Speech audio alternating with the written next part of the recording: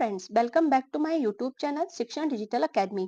English practice for TGT PGT exam की इस series में हम पढ़ रहे हैं फिगर ऑफ स्पीच को।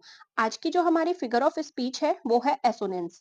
एसोनेंस क्या होता है इसे जानने के लिए सबसे पहले हम देखेंगे इसकी डेफिनेशन को। बात करें एसोनेंस की तो assonance is a figure of speech. Assonance एक फिगर ऑफ स्पीच है that is characterized by the use of word having similar vowel sound. यानी कि एक जो एसोनेंस है वो एक ऐसी फिगर ऑफ स्पीच है जिसमें सिमिलर वोवल साउंड वाले जो शब्द होते हैं उनका प्रयोग किया जाता है।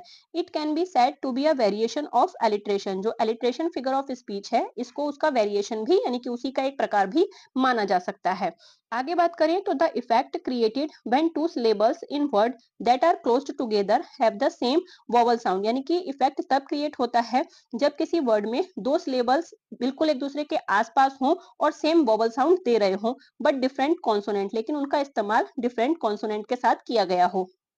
आगे देखें तो repetition of vowels without repetition of consonant. यानी कि वॉवल्स का जो रिपीटेशन है वो किया जाता है इसमें बिना कॉन्सोनेंट के। यानी कि कॉन्सोनेंट रिपीट नहीं होते, जो वॉवल साउंड है वो रिपीट होते हैं। यानी कि वॉवल जो है वो रिपीट होता है। जैसे कि आप जानते हैं कि इंग्लिश में ए ई आई ओ यू 5 वॉवल्स होते हैं, तो उन वॉवल की जो साउंड होती है उसको रिपीट किया जाता है। जैसे कि ये जो दो शब्द हैं स्टोनी और होली, इसमें जो ओ की साउंड है वो रिपीट होती है। यानी कि जैसे स्टोनी है तो जो ओ की साउंड है यहाँ पर आ रही है स्टोनी, ओनी। और इसी तरह से होली में आ रही है होली, ओली, मतलब ओ की साउंड यहाँ पर रिपीट हो रही है, जबकि जो कॉन्सोनेंट है वो इसमें अलग अलग इस्तेमाल किए गए हैं। Used as an alternative to rhyme in verse. यानी कि इनका जो इस्तेमाल है वो जो राइम होती है वो करने के लिए किया जाता है। यानी कि कोई जो लाइन होती है उसको राइम करने के लिए किया जाता है, या फिर वर्स यानी कि गाने की उसमें उसको लाने के लिए, यानी कि कोई जो लाइन है उसको गाने के रूप में यानी कि जिसको हम लय के साथ गा सकें वो करने के लिए इसका इस्तेमाल किया जाता है। It is also defined as the resemblance of sound in word और सिलेबल। यानी कि ये जो रिसेम्बलेंस है साउंड की उसके उसमें भी इसको डिफाइन किया जा सकता है। आगे बात करें तो there are specific reason for which assonance is used and they are as follows. यानी कि यहाँ पर कुछ ऐसे रीजन दिए गए हैं जिनकी वजह से जो एसोनेंस है उसका इस्तेमाल किया जाता है। तो किस किस के लिए जो राइटर या पोएट होते हैं वो एसोनेंस का इस्तेमाल करते हैं? टू क्रिएट रिदम, यानी कि रिदम बनाने के लिए इसका इस्तेमाल किया जाता है। To direct your audience attention to a particular set of word, यानी कि कुछ शब्दों पर जो हमारे ऑडियंस होती है उसका ध्यान आकर्षित करने के लिए इस तरह के शब्दों का इस्तेमाल किया जाता है। To make the piece of writing look more vivid, और जो भी राइटिंग पीस है यानी कि जो वर्क लिखा जा रहा है उसको और ज्यादा विविध बनाने के लिए भी इसका इस्तेमाल किया जाता है। To give it a tone and meaning, इसको एक टोन यानी कि एक लय देने के लिए भी इसका इस्तेमाल किया जाता है। और टू एम्फेसाइज द थीम, और जो उसकी थीम होती है उस पे एम्फेसाइज यानी कि उस पर जोर डालने के लिए भी इस तरह के शब्दों का इस्तेमाल किया जाता है। अब हम देखेंगे इसके कुछ एग्जाम्पल के। तो एग्जाम्पल को देखें तो they are seemed to like the green peas salad. यानी कि जो ये एग्जाम्पल है इसमें ये सीम्ड, इसमें जो ई की साउंड है सेम ग्रीन में जो ई की साउंड है और पीस में जो ई की साउंड है ये सेम वोवल साउंड है और अलग अलग कॉन्सोनेंट के साथ इनको इस्तेमाल किया हुआ है। जब आप इसको पढ़ेंगे तो सीम्ड ई की साउंड आएगी, सेम ग्रीन में भी ई की साउंड आएगी और पीस में भी ई की साउंड आएगी। इसी तरह से अगला एग्जाम्पल है beside the lake beneath the tree. तो जैसे कि बिसाइड में बी है बी और बीनीथ में भी बी है और ट्री में भी जो ई है इस तरह ई की साउंड यहाँ पर भी रिपीट हो रही है।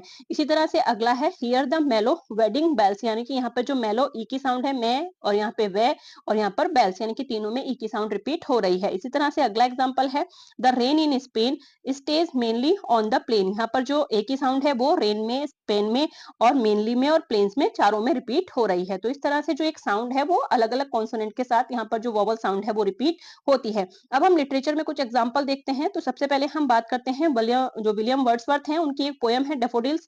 तो इसमें भी उन्होंने एसोनेंस का इस्तेमाल किया है। जैसे उन्होंने कहा है a host of golden daffodils, तो यहाँ पर जो ओ की साउंड है होस्ट और गोल्ड यहाँ पे के ओ की साउंड दोनों में आ रही है और साथ ही डैफोडिल्स ओ में आ रही है। तो इस तरह से ओ की साउंड यहाँ पर रिपीट की गई है जो कि एसोनेंस का एग्जाम्पल है।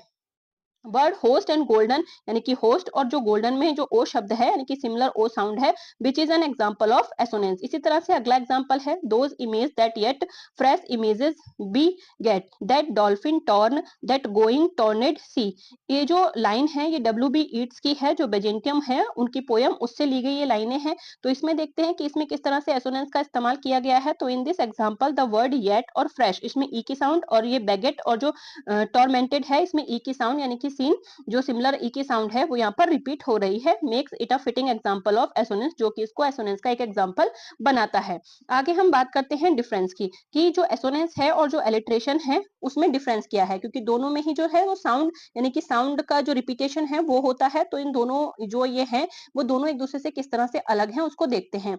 Having comes across the meaning and definition of assonance, यानी कि जब आप जो एसोनेंस है उसकी मीनिंग को समझते हैं, उसकी डेफिनेशन को देखते हैं, तो you might be wondering if the use of rhyming word in a sentence can be considered assonance, यानी कि यहाँ पर जहाँ पर भी राइमिंग वर्ड का इस्तेमाल किया जाता है तो क्या हम उसको एसोनेंस कह सकते हैं? तो इसका आंसर होगा नहीं, हम उसको एसोनेंस नहीं कह सकते।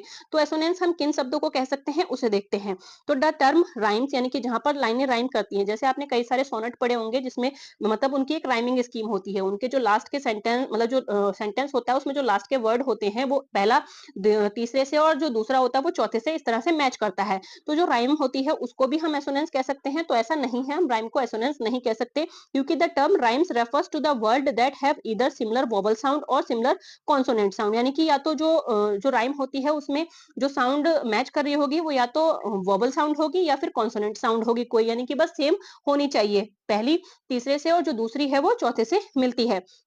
And it mainly focus on the ending, और वो क्या करती है मेनली फोकस, यानी कि जो सेम लास्ट का शब्द होता है उस पे एंड करने पर फोकस करती है कि जो एंड है लाइन का वो सेम जो सेम साउंड है उससे होना चाहिए, चाहे वो वोवल साउंड हो चाहे वो कॉन्सोनेंट साउंड हो। लेकिन जो एसोनेंस है उसमें ऐसा नहीं है, इसमें जो इफेक्ट होता है वो सिर्फ वोवल साउंड से आता है और वो भी अलग अलग कॉन्सोनेंट के साथ उसका यूज करने से।